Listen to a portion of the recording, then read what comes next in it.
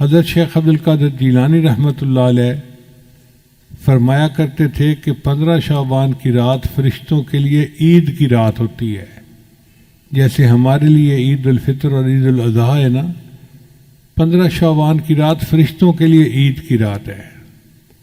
اور امام ربانی مجدد ثانی رحمۃ اللہ نے تو بہت تفصیل لکھی ہے، انہوں نے بات سمجھائی کہ دیکھو رات ہوتی ہے، ہر طرف اندھیرا ہوتا ہے، پھر صبح صادق طلوع ہوتی ہے، اور صبح صادق کے بعد روشنی بڑھتی جاتی ہے، بڑھتی جاتی ہے، بڑھتی جاتی ہے، حتیٰ کہ جب سورج نکلتا ہے تو اس وقت روشنی ختم ہو جاتی ہے اور دھوپ آ جاتی ہے، مگر سورج نکلنے سے 10-15 منٹ پہلے اتنی روشنی ہو چکی ہوتی ہے کہ کئی دفعہ یوں لگتا ہے جی شاید سورج نکل ہی آیا، حالانکہ ابھی نکلا نہیں ہوتا۔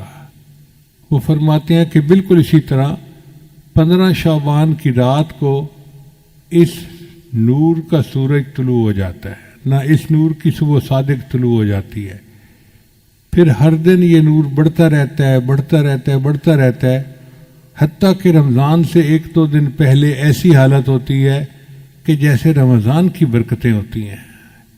اس لیے نبی علیہ السلام شعبان میں کثرت سے روزہ رکھتے تھے۔ صلاۃ و تسبیح کا پڑھنا عبادت ہے، اور کل کے دن کا روزہ رکھنا بھی سنت ہے۔ بیکی شریف کی روایت ہے، نسائی میں بھی اس کا تذکرہ ہے کہ شعبان کا مہینہ رجب اور رمضان کے درمیان ہے، جس کی فضیلت سے لوگ بے خبر ہیں۔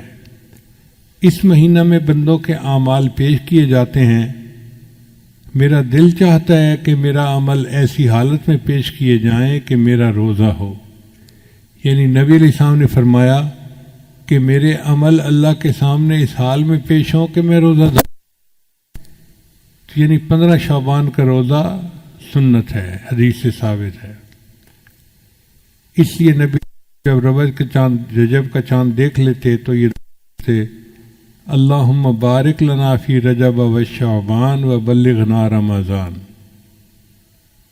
حضرت علی عنہ روایت کرتے ہیں کہ 15 شعبان کو رات کا قیام کرو، دن کو روزہ رکھو، چونکہ اس رات میں غروب آفتاب کے بعد ہی اللہ تعالیٰ آسمان دنیا پر جلوہ افروز ہو جاتے ہیں، اور اعلان کرنے والا اعلان کرتا ہے کوئی مغفرت چاہنے والا کہ اس کی مغفرت کی جائے، ہے کوئی رزق کو طلب کرنے والا کہ اس کو رزق دوں، ہے کوئی مصیبت زدہ کہ میں اس کی مصیبت کو دور کر دوں، ہے کوئی حاجت طلب کرنے والا کہ میں اس کی حاجت روائی کروں۔ اب آپ اندازہ لگائیے کہ آج کی رات میں اللہ رب العزت اعلان فرماتے ہیں، ہے کوئی مصیبت زدہ جس کی مصیبت میں دور کروں، ہے کوئی حاجت والا جس کی حاجت کو میں پورا کر دوں۔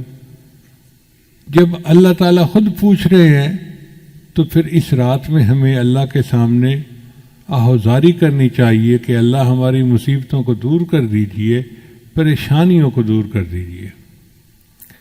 ابن ماجہ کی روایت ہے کہ نبی علیہ السلام کے بارے میں سیدہ صدیقہ عنہا فرماتی ہیں، میں نے ایک رات نبی علیہ السلام کو بستر پر نہ پایا، بندہ سویا ہوا ہوتا ہے نا تو آنکھ کھلتی ہے، تو میں نے دیکھا کہ نبی علیہ السلام بستر پہ نہیں تھے، تو میں باہر نکلی، بھئی خیریت تو ہے پتہ کروں۔ وہ فرماتی ہیں میں نے دیکھا کہ نبی علیہ السلام جنت بقیع کے اندر تھے۔ میں نے پوچھا اے اللہ کے نبی صلی اللہ علیہ وسلم آپ یہاں رات کے وقت کیسے آئے؟ تو نبی علیہ السلام نے فرمایا کہ آج 15 شعبان کی رات ہے،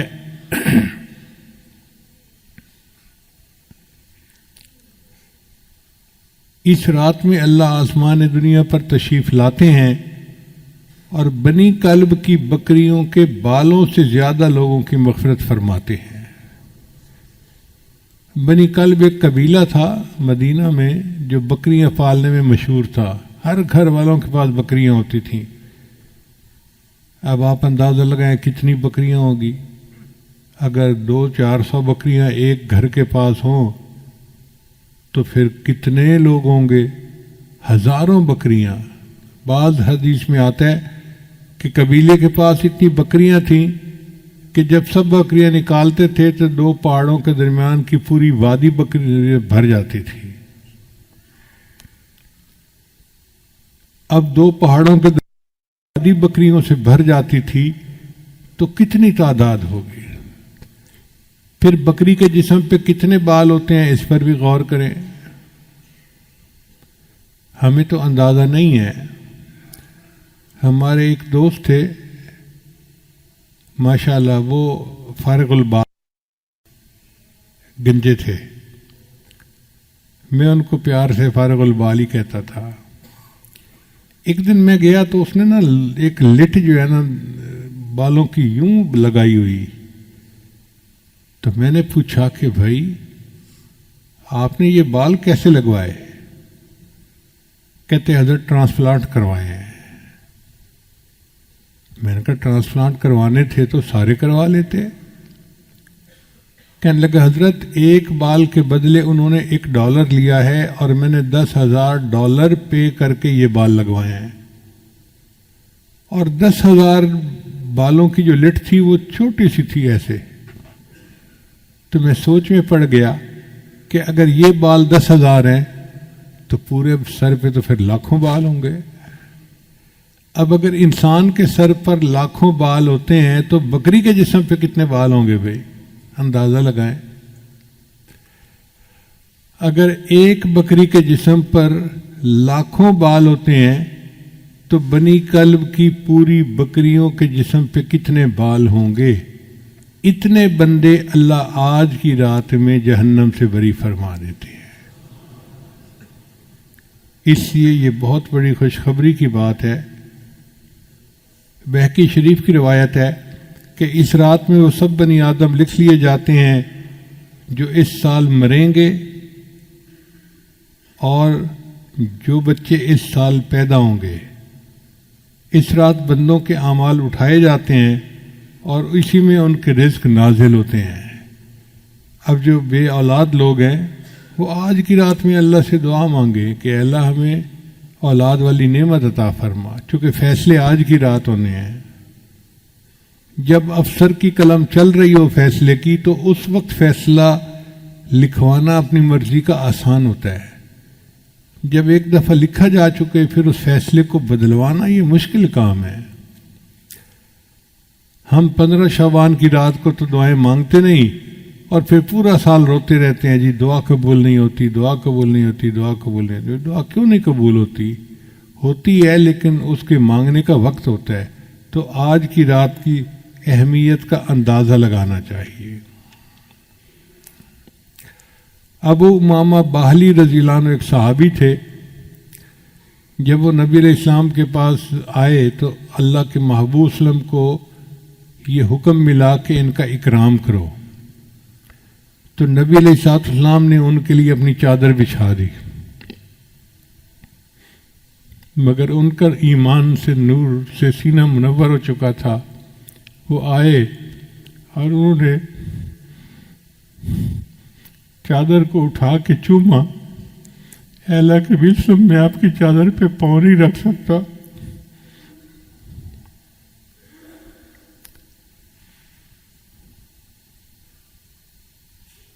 وہ روایت کرتے ہیں کہ نبی علیہ السلام نے ارشاد فرمایا من صام یوم من شعبان، جس نے شعبان کے دن کا روزہ رکھا یعنی 15 شعبان مراد ہے، فتحت لہ ابواب الجنان، اللہ اس کے لیے جنت کے دروازے کھول دیتے ہیں. وغلقت علیہ ابواب النیران، اور اس پر جہنم کے دروازوں کو بند کر دیتے ہیں.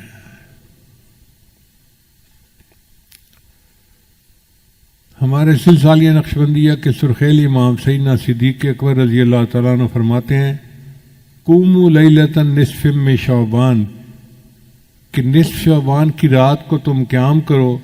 فإنہا لیلۃ مبارکہ، یہ مبارک رات ہے. فإن اللہ تعالی یقول، اللہ تعالیٰ اس میں یوں فرماتا ہے فیہا حل من مستغفر فاغفر اللہ، ہے کوئی مغفرت کا چاہنے والا کہ میں اس کی مغفرت کروں. سبحان اللہ. زندگی میں اللہ نے پھر ہمیں ایک موقع دے دیا. آج کی رات اللہ پوچھتے ہیں ہے کوئی مغفرت چاہنے والا کہ میں اس کی مغفرت کر دوں؟ تو بھائی ہم اللہ کے سامنے فریاد کریں، پکاریں، دعائیں مانگیں کہ اے اللہ ہم مغفرت چاہتے ہیں، ہم بڑے خطا کار ہیں، گناہ گار ہیں. آج کی رات برکت والی رات ہے. علماء نے لکھا ہے کہ حضرت موسیٰ علیہ السلام کو طور پہ نبوت ملی تھی، وہ 15 شعبان کی رات کو ملی تھی. خدا کی دین کا موسیٰ سے پوچھئے احوال کہ آگ لینے کو جائیں پیمبری مل جائے. آپ یوں سمجھیں کہ آج رات ہے، رزق کے فیصلے آج کی رات ہوں گے. انسان کو مال کتنا ملنا ہے اس کے فیصلے آج کی رات ہوں گے. کس کا نکاح ہونا ہے اس کے فیصلے آج کی رات ہوں گے. کس کو بچے ملنے ہیں فیصلہ آج کی رات ہوگا. صحت والی نعمت ملنی ہے اس کا فیصلہ آج کی رات ہوگا. کس کو آئندہ سال زندگی ملنی ہے فیصلہ آج کی رات ہوگا. اب رزق تو اللہ تعالیٰ نے ہمیں پہنچانا ہے. ہم اگر کہنا کہ اللہ ہمیں رزق نہ دے پھر بھی اللہ رزق دیں گے چونکہ ذمہ اس نے لیا ہوا ہے. اب جو لوگ بھوک ہڑتال کرتے ہیں ان کے ساتھ کیا ہوتا ہے؟ ان کو زبردستی جوس پلائے جاتے ہیں، اور جو انکار کرتے ہیں تو پھر ڈاکٹر آ جاتے ہیں، وہ پھر ان کو ٹیکے لگاتے ہیں. تم اگر منہ سے نہیں کھا رہے تو ہمیں تمہیں غذا تو دینی ہے، تو سوئیاں چبھو چبھو کے ان کو رزق دیا جاتا ہے.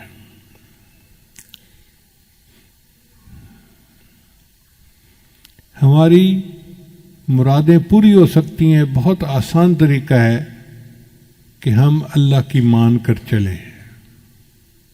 ایک اصول یاد رکھیں کہ ایک ہے ایمانی زندگی اور ایک ہے نفسانی زندگی.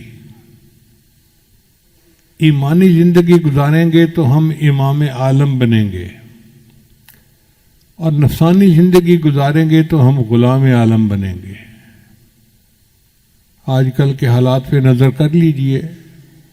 آج کل جتنے مسلمان ہیں سب غلام عالم بنے ہوئے ہیں.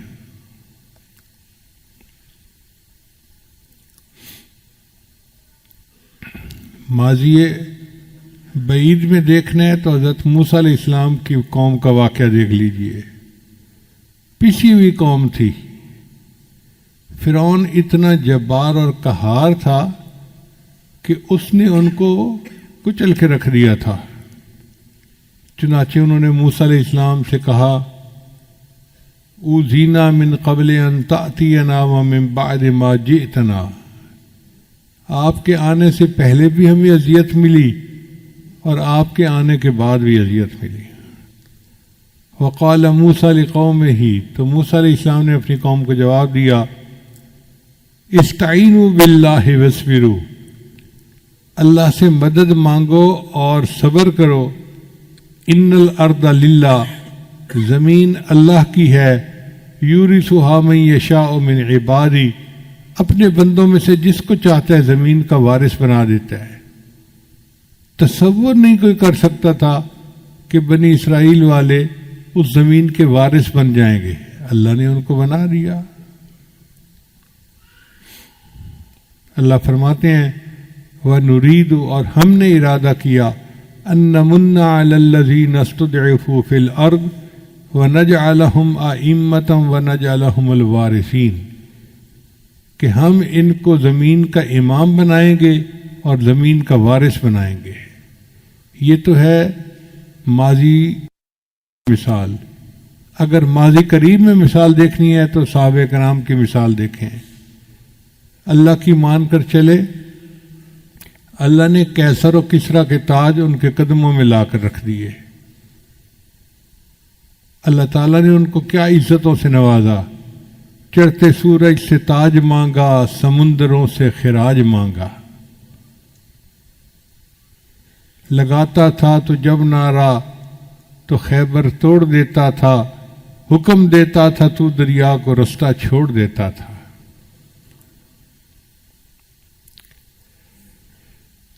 نبی آتے رہے، امام آئے، وہ دنیا میں خدا کا آخری لے کر پیام آئے۔ جھکانے آئے بندوں کی جبیں اللہ کے در پر، سکھانے آدمی کو آدمی کا احترام آئے۔ وہ آئے جب تو عظمت بڑھ گئی دنیا میں انسان کی، وہ آئے جب تو انسان کو فرشتوں کے سلام آئے۔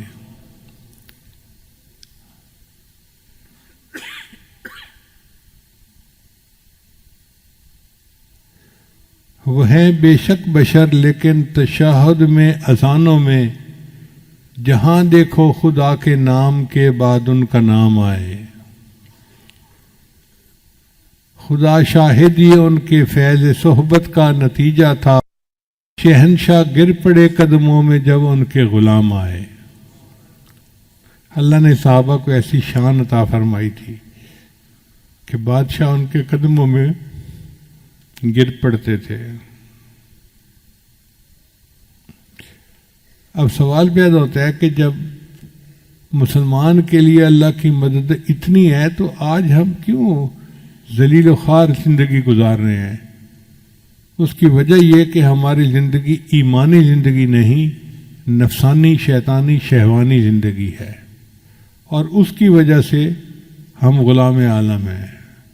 دستور یہ ہے کہ اگر شہزادہ بادشاہ کی نافرمانی کرے تو پھر بادشاہ جلاد سے جوتے مرواتا ہے، جو چوڑا چمار ہوتا ہے۔ تو اللہ تعالیٰ نے بھی ان کفار چوڑے چماروں کو رکھا ہوا ہے کہ جب مسلمان مجھے بھولیں گے، ہیں تو میرے بڑے پیارے، لیکن ان کو میں جوتے تمہارے ہاتھوں سے لگواؤں گا۔ اور دیکھو آج مسلمانوں کو کیسے جوتے لگ رہے ہیں۔ اللہ فرماتے ہیں اے بندے، ایک تیری مرضی ہے، ایک میری مرضی ہے۔ اگر تو چاہے کہ تیری مرضی پوری ہو تو میں تیری مرضی پوری نہیں ہونے دوں گا، اور اگر تو چاہے کہ میری مرضی پوری ہو تو میرے بندے میں تیری مرضی کو بھی پورا کر دوں گا، تجھے کامیاب بھی کر دوں گا۔ تو ہماری مرضیاں پوری ہوں گی جب ہم اللہ کی مرضی کو پورا کریں گے۔ علامہ اقبال نے کیا خوبصورت بات کہی، وہ ایک سجدہ جسے تو گراں سمجھتا ہے، ہزار سجدوں سے دیتا ہے آدمی کو نجات۔ علامہ اقبال کے عجیب اشعار ہیں، اعجاز ہے کسی کا یا گردش زمانہ، ٹوٹا ہے ایشیا میں سحر فرنگیانہ۔ اے لا الہ کے وارث باقی نہیں ہے تجھ میں، انداز دلبرانہ کردار قاہرانہ۔ تعمیر آشیاں سے میں نے یہ راز پایا، اہل جنوں کے حق میں بجلی ہے آشیانہ۔ تیری نگاہ سے دل سینوں میں کانپتے تھے۔ کیا خوبصورت بات کہی ہے، تیری نگاہ سے دل سینوں میں کانپتے تھے، کھویا گیا ہے تیرا جذبے کلندرانہ۔ یہ بندگی خدائی وہ بندگی گدائی، یا بندہ خدا بن یا بندہ زمانہ۔ اگر ہم بندہ خدا بنیں گے تو ہمیں اللہ امام عالم بنائیں گے، اور اگر بندہ زمانہ بنیں گے تو پھر ہم غلام عالم بنیں گے۔ کتنے لوگ ہیں جو آج قرضے کی وجہ سے پریشان ہیں، کسی نے بینک کے قرضے دینے ہیں، کسی نے لوگوں کے قرضے دینے ہیں، لوگ رسوا کرتے ہیں۔ کتنے لوگ ہیں جو گھر سے بے گھر ہیں، پردیس کے دھکے کھاتے پھر رہے ہیں کہ یہ اخراجات پورے نہیں ہوتے۔ کتنے لوگ مرض سے پریشان، بچے بیمار ہیں، ہسپتالوں کے چکر لگا لگا کے تھک گئے ہیں۔ کتنے لوگ نوکری نہ ملنے کی وجہ سے پریشان، کاروباری خسارے کی وجہ سے پریشان، کتنے لوگ ہیں بیٹی کے مناسب رشتے نہ ملنے کی وجہ سے پریشان، ان کو نیک قدردان لوگوں کا ساتھ نہیں ملتا۔ کتنے لوگ اولاد نہ ہونے کی وجہ سے پریشان۔ عورت تعلیم یافتہ بھی ہے، اچھے گھر کی بھی ہے، ہر صفت ہے اس کے اندر، مگر ساس دھمکی دیتی ہے تیری اولاد نہیں ہو رہی، میں بیٹے کی دوسری شادی کر دوں گی۔ نند ہے تو اٹھتے بیٹھتے تانے دیتی ہے۔ اب اس عورت کی ٹھنڈی آنکھیں اللہ ہی جانتا ہے۔ کتنے لوگ ہیں کہ بچیوں کی شادیاں تو ہو گئیں، میاں کی درمیان محبت نہیں ہے۔ اب جس عورت کو شادی کے بعد خامد کی محبت نہ ملے تو اس کا گھر کیسے آباد ہوگا؟ ان سب کا علاج کیا ہے کہ ہم آج کی رات میں اللہ رب العزت سے سچی توبہ کریں اور خوب دعا مانگیں کہ اللہ ہماری ان پریشانیوں کو دور کر دیجیے۔ یہ پکی بات ہے، جو چاہیں اللہ چاہیں گے وہ ہوگا، جو نہیں چاہیں گے وہ نہیں ہوگا، چاہے ہم جو مرضی لگا لیں۔ جو اللہ تعالیٰ بنی اسرائیل کو من و سلوہ کھلا سکتا ہے، کیا امت محمدیہ کو دال روٹی نہیں دے سکتا؟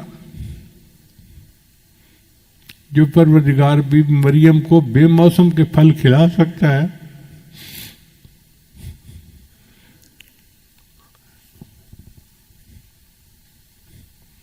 وہ اپنے محبوب کی امت کو موسم کے پھل کیوں نہیں کھلا سکتا؟ اللہ تعالیٰ کھلانے کے لیے تیار ہے، قصور ہمارا ہے۔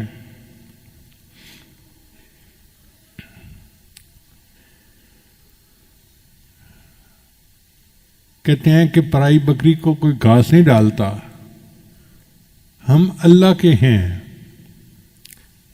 اب ہم دوسروں کے دروازے پہ جائیں گے تو ہمیں دھکے ہی ملیں گے۔ ہمارا دروازہ اللہ کا دروازہ ہے، ہمیں چاہیے کہ ہم اس کے اوپر جھکیں۔ امت اس وقت پریشان ہے، صرف ہمارے ملک کے لوگ نہیں، پوری امت پریشان ہے، اور ہم اللہ سے دعا مانگتے ہیں کہ اے اللہ آپ امت کے اوپر ترس کھا لیجئے۔ آہ جاتی ہے اثر کو کھینچ لانے کے لیے، بادلو ہٹ جاؤ دے دو راہ جانے کے لیے۔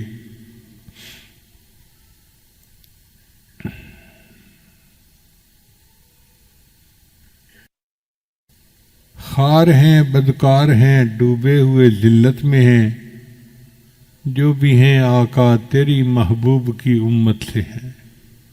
ہم جیسے بھی ہیں تو امتی نبی علیہ السلام کے نا۔